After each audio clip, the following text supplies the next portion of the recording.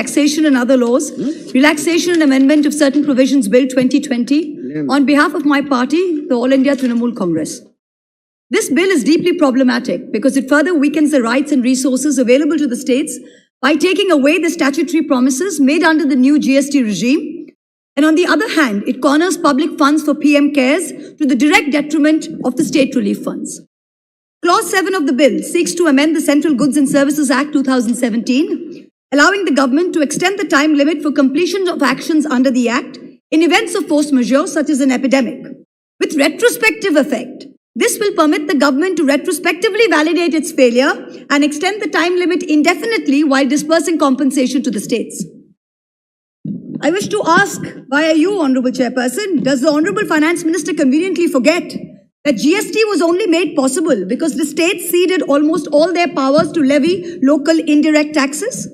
The underlying promise made to the states while accepting this was that revenue shortfalls arising from the transition to GST would be made good from a pooled GST compensation fund for a period of 5 years up to 2020.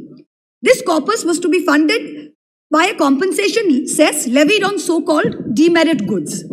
The mechanism for this is spelled out in Section 7 of the GST Act 2017, which you now seek to destroy. The quantification was to be done annually. You project a revenue assumption of 14% compounded growth on the revenue of the base year 2015-16, and you calculate the difference between this and the actual GST collection of any particular year. And please, applying this formula to the years 2021, the anticipated shortfall is 3 lakh crores. The compensation pool, however, is only 65,000 crores. But the centre cannot shy away from its responsibility. It must cover the shortfall of 2.35 lakh crores by borrowing. I ask myself in such a situation, is incompetence force majeure? Is criminal negligence force majeure? The second insidious objective of this bill is to give a blanket clearance with no accountability whatsoever to the PM CARES Fund. The origin of the PM CARES Fund is steeped in non-transparency and is inherently discriminatory in nature. I was among the first citizens to petition the Supreme Court of India against the discriminatory nature of this fund, but the bench in its wisdom, while not dismissing my petition on merits, asked me to bring it up in Parliament. So here I am, moving from the corridors of judicial review to the Janta Ki Adalat. The government issued a circular on March 28, 2020, notifying that all contributions to the PM CARES Fund qualified as eligible CSR contributions under Item 8, Schedule 7 of the Companies Act. But it also disqualified contributions made to the state relief funds from being treated as valid CSR activities. But this was earlier expressly permissible under Schedule 7 of the Act of 2013. So unfair treatment of identical contributions to the PM CARES and to the state relief funds is against public interest, is against public policy. It completely disincentivizes corporate contributions which the state governments would otherwise have got. It creates an unfair, unjust and discriminatory distinction against the state and chief minister's relief funds in favor of the PM CARES funds. The Honourable Minister, while introducing the bill yesterday, read out a long list of school children and pensioners who had apparently readily and happily given away their meagre savings to the PM CARES Fund. But the Honourable Minister was strangely silent on the 38 PSUs that donated more than 2,100 crores to the fund. Almost 70% of the fund's corpus comes from 38 PSU donations. These are public sector undertakings, share capital subscribed to by the Government of India out of public money. Without an audit, the conflict of interest is writ large for anyone to see. I hope you remember that the Prime Minister's office, in response to an application seeking disclosure of the incorporating documents of this trust, had said this is not a public authority, hence it's not open to RTI. But the very legislative intent behind Section 135 of the Companies Act was to encourage companies to use CSR funds for local welfare activities for local communities in areas of operation. But the PM CARES Fund diverts those very funds away from local communities into this dark hole where not even a speck of light can enter. Coal India has committed 221 crores to a fund while it cannot contribute to the state relief funds of Bengal and Jharkhand, where it is 90% of its operations. ONGC has mentioned that it has offered funds from its CSR budget for the year, even though the allocation is not yet determined. Power Finance Corporation contributed 200 crores to the PM CARES Fund, even though its entire CSR allocation is only 150 crores. It's almost like the courtiers of the emperor are competing with each other to give gifts to the emperor with public funds.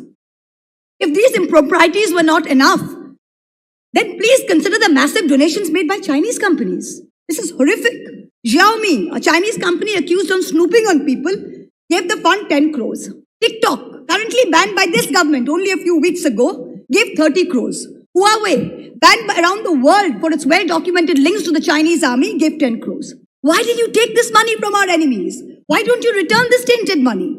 I'm sure no dying Indian would want to be on a ventilator paid for by enemy money at this time. Would they?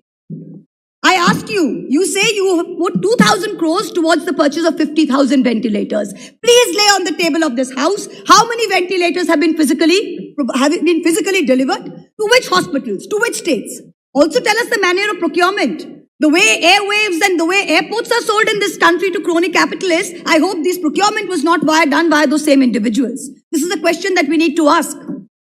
And the dangers of these unverified foreign donations are amplified by the fact that the PM CARES fund is exempt from FCRA regulations, even though it doesn't meet the precondition of a body whose funds are audited by the CAG. You are bringing the PM CARES fund under the ambit of the same clause that governs the Prime Minister's National Relief Fund, the existing fund. What is the need to institute a new fund where one exists? Prime Ministers will come and go, but the existence of a fund is not up for discussion. What is this need to name everything after one individual? What is this need? This is a democracy. It is not an elected autocracy. We need to remind this government. First, you are raising funds on the basis of public office. The very name, a Prime Minister's fund, makes people think this is government authority. So by saying it is not open to RTI, you are running away from the spirit of transparency you claim to be wedded to. Second, cabinet ministers are trustees administering the funds. So you are impermissibly expanding the scope of your ministerial office in excess of the mandate determined by the Constitution. The third, your commandeering resources. Donations are done by default.